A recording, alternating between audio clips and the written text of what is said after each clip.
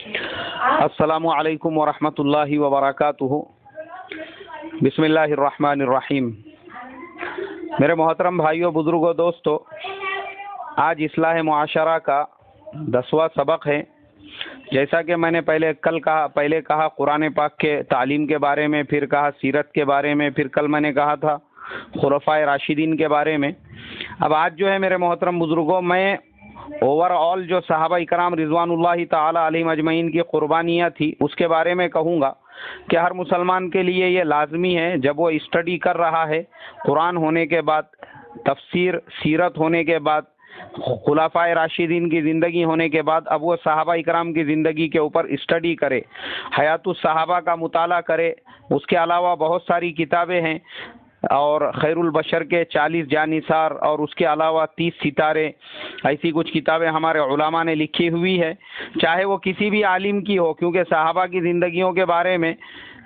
ہمارے جہاں تک ہندوستان کے علماء نے اردو میں کتابیں لکھی ہے، ماشاءاللہ وہ بہت زیادہ مدلل ہے اور بہترین کتابیں ہیں، چاہے وہ عالم کسی بھی مسلک کے ہو، مجھے کسی سے کوئی شکایت نہیں ہے، اس لیے کہ میں نے خود جو ہے مولانا طالب ہاشمی کی خیر البشر کے 40 جانثار بھی پڑھا ہوں، اور حضرت جی مولانا یوسف صاحب رحمۃ اللہ علیہ کی حیات الصحابہ کا بھی مطالعہ کیا ہوں۔ فرق صرف اتنا ہے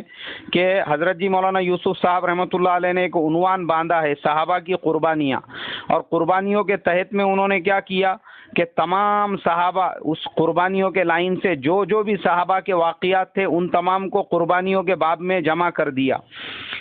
لیکن حضرت اور مولانا طالب ہاشمی کا جو نہج تھا وہ یہ ہے کہ انہوں نے ایک صحابی کا نام لے لیا تو بس پوری ڈیٹیل میں ان صحابی کی زندگی پیدائش سے لے کے تو آخر تک، تو یہ دونوں طریقے سے ہم مطالعہ کریں گے تو دونوں طریقوں سے ہم کو فائدہ ہوگا۔ ایک تو قربانیوں کے باب میں، اور الگ الگ جو باب حضرت جی مولانا یوسف صاحب رحمۃ اللہ علیہ نے لکھے ہیں اس لائن سے بھی ہم کو معلومات ہوں گی، اور اگر ہم انڈیویجول کسی ایک صحابی کی پوری زندگی کا ڈیٹیل میں مطالعہ کرنا چاہتے ہیں تو اس طریقے سے بھی کر سکتے ہیں۔ اور میں یہ ان آسان کتابوں کے نام آپ کو بتا رہا ہوں جس سے ہم ایک دم اطمینان سے اور آرام سے اور سمجھ کر، جس میں زیادہ دقیق الفاظ نہیں ہے، جس میں زیادہ پریشانی اور مشکل میں ڈالنے والے جملے نہیں ہے، بلکہ ہر آدمی ایک عام فہم زبان کے اندر ہے، ایک دم ایزی لینگویج جسے ہم کہیں گے اس کو سمجھ سکتا ہے۔ تو ہم خلفائے راشدین کے بعد پھر صحابہ اکرام رضوان اللہ تعالی علیہم اجمعین کی زندگیوں کی ایسی اسٹڈی کرے، مطالعہ کرے تو ہمارے دلوں میں صحابہ کی عظمت آئیں گی۔ اس لیے کہ میرے محترم بزرگوں، ایک بات بالکل آپ اپنے مائنڈ میں بٹھا لو کہ نبیوں کے بعد اس سرزمین کے اوپر صحابہ سے زیادہ باعظمت جماعت کسی کی بھی نہیں ہے۔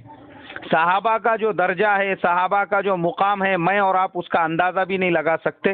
اس لیے نبیوں کی زندگیوں کے بعد، پھر اللہ کے نبی کی سیرت کے بعد، اور خلفائے راشدین کی زندگی کے بعد فرض ہے یہ ہمارے اوپر کہ وہ صحابہ کے کیسے کیسے ہم پر احسانات ہیں کہ وہ صحابہ اللہ کے نبی کے وصال کے بعد پوری دنیا میں پھیل گئے۔ اس لیے یہ اسلام پوری دنیا میں پھیلا اور پوری دنیا میں عام ہوا، یہ انہی صحابہ کی قربانیاں ہیں۔ اس لیے ہم تمام پر لازمی ہیں ہم ان صحابہ کی زندگیوں کی اسٹڈی کریں، مطالعہ کریں، ان کی قربانیوں کو دیکھیں کہ انہوں نے حضور صلی اللہ علیہ وسلم کے لیے کیسی کیسی قربانیاں دی تھی، اور کیسا کیسا جو ہے اللہ کے نبی کا ساتھ دیا، اور آپ کے وصال کے بعد دین کی محنت کو لے کر کیسے دنیا میں پھیل گئے۔ اس لیے کہ مدینہ منورہ میں مشکل سے آپ کو چند ہزار صحابہ کی قبریں ملیں گی 1,24,000 میں سے، باقیوں کی قبریں آپ کو ملیں گی ہندوستان میں، آپ کو ملیں گی چائنا میں، ملیشیا میں، انڈونیشیا میں، اور افریقہ میں، یہاں تک کہ فرانس میں بھی صحابہ اکرام رضوان اللہ تعالی علیہم اجمعین کی قبریں ہیں۔ اس لیے ضروری ہے کہ ہم صحابہ کی زندگی کی اسٹڈی کریں۔ اللہ مجھے بھی آپ کو بھی کہنے سننے سے زیادہ عمل کی توفیق عطا فرمائیں۔ السلام علیکم ورحمۃ اللہ وبرکاتہ۔